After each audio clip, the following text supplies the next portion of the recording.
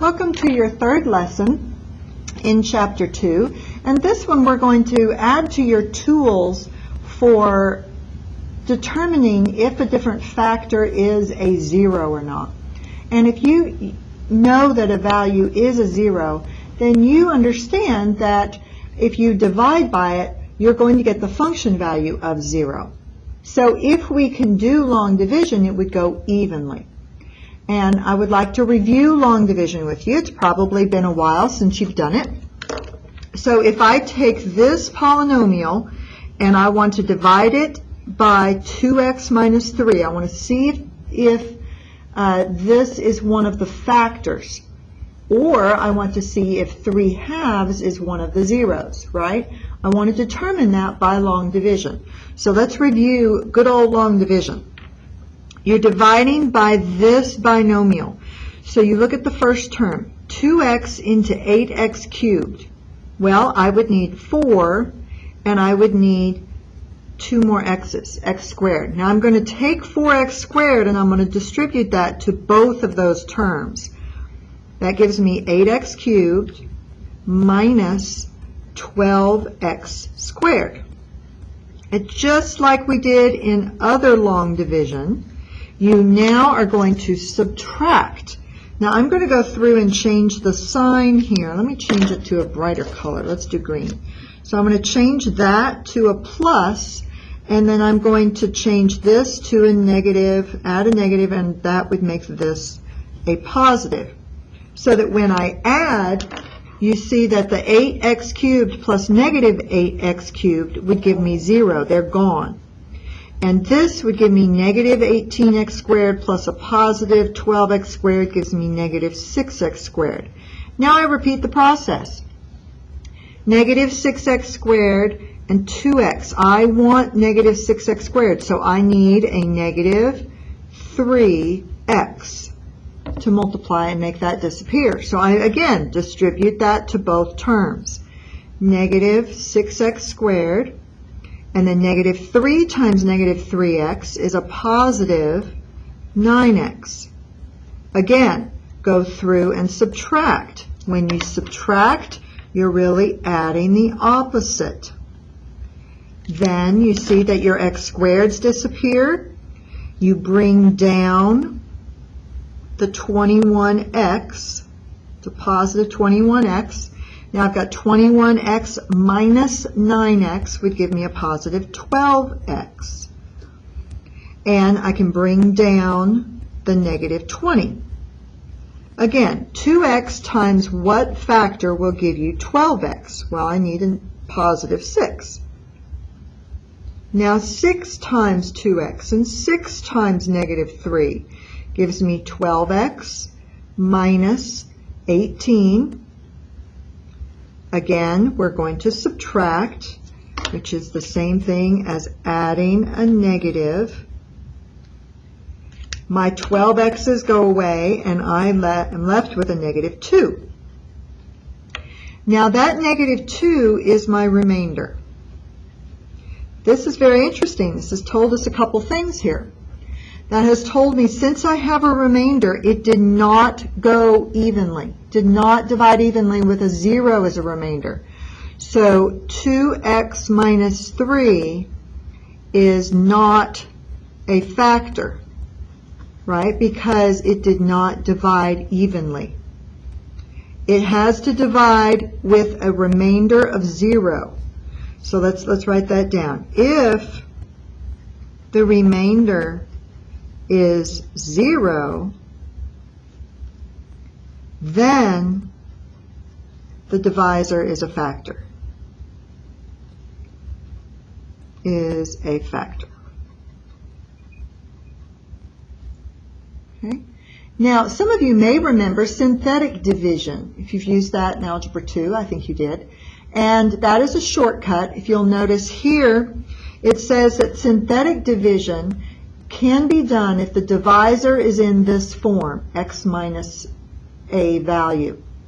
You can also use it in this form, 2x minus a value. We will do one like this in a few minutes. This is much easier, and So if you were to solve, well, let's look at this. And remember that you need to use zeros to hold the place of missing coefficients. For example, this goes from the third, the second, the first, and then x to the 0, which would be 1. So I'm not missing any coefficients here, any values. If I want to know if that polynomial is divisible by x minus 6 and x minus 3, so I'm going to do the synthetic division. And if you were to look at x minus 6, the 0 would be x minus 6 equals 0, so x would equal 6. That's what I'm going to use when I do the synthetic division. And likewise here, x minus 3, I would be using the 3. So let's try it. Let's try setting it up. First I'm going to try with 6. I'm going to see if it's divisible by x minus 6. Put a 6 here in this little box, and then you take the coefficients from the polynomial. And again, make sure you're not missing any, and I'm not. I have them all. So I'm going to take the 4. I'm going to take a negative 34, 54, and 36. Now, as I'm writing those down, I also recognize that they're all divisible by 4. Could I have factored out a 4 from the onset? Of course. And if you do, that's fine. Actually, not 4. I could have divided them all by 2. Divisible by 2. If I divided them all by 2, that will make these numbers, the coefficients, smaller. I won't have to do it later. Now, if I use the coefficients I have, I'm going to have to reduce it later. So I just kind of make a mental note that I'm going to have to do that. And I'm doing it this way because most of you are just going to jump in and use those coefficients. Now remember, you draw a line there, you always, always, always drop the first value. It's a 4.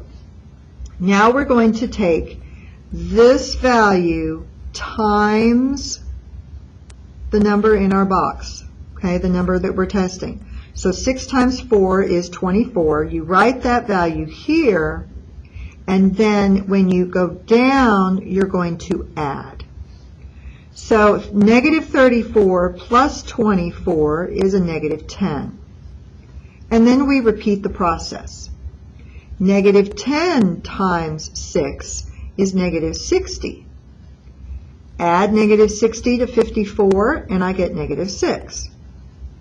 Repeat the process. Negative 6 times 6 is a negative 36. Well, look at there. That shows me that 6 is a 0 and that it is divisible by x minus 6. Okay? So I'm going to say yes, but before I do, I need to test the 3. I'm not going to go back and use the original coefficients.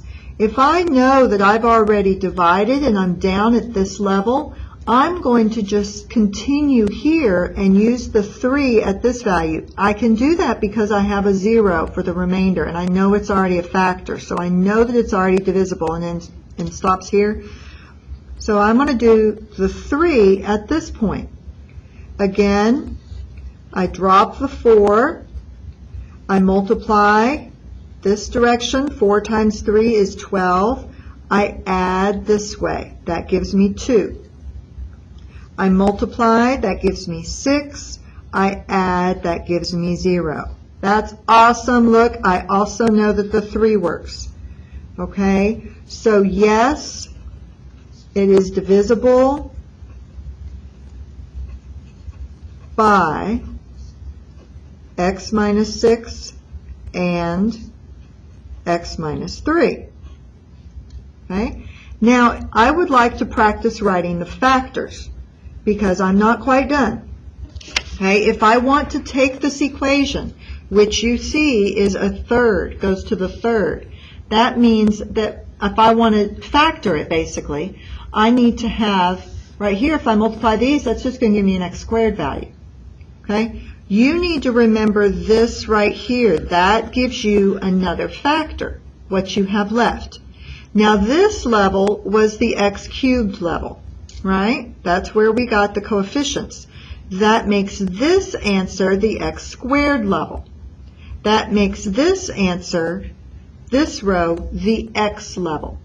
Decreases in value each time. So that means I have 4x plus 2 as a factor. This is what I talked about earlier. Now I can see that I can factor out a 2 here and have 2x plus 1. And if I had factored that 2 out initially, then I wouldn't have to do it here. That gives me my last factor.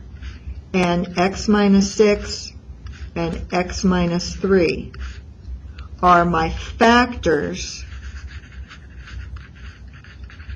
for that polynomial. Let's talk about what the zeros are. The zeros would then be 3 and 6. We know that. This gives me a 0 of negative 1/2. Those are the zeros. And you need to make sure that you keep that straight when I ask you for the factors. Make sure you factor the following, or if I just want you to give me the zeros, or if I'm asking you to determine the zeros, you need to know the difference. All right, let's set up one in which you have a fraction over here. Let me get that set up.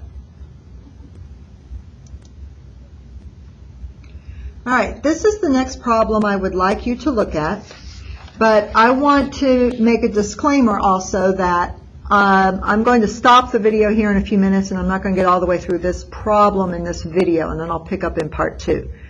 But if you notice, this polynomial, I would like you to divide it by 4x plus 1, which means we're going to use x as negative 1/4. Now, in the event that you have a fraction here, I want to show you what your textbook does. I would encourage you to put your pencil down and just kind of watch right now. And then at the end, you can pause it when you see both methods and see which one you would like. I'm going to first talk you through the textbook method. The textbook method is going to take this equation, and it took the coefficients, and if you've got a coefficient in front of the x, it divides everything by that number.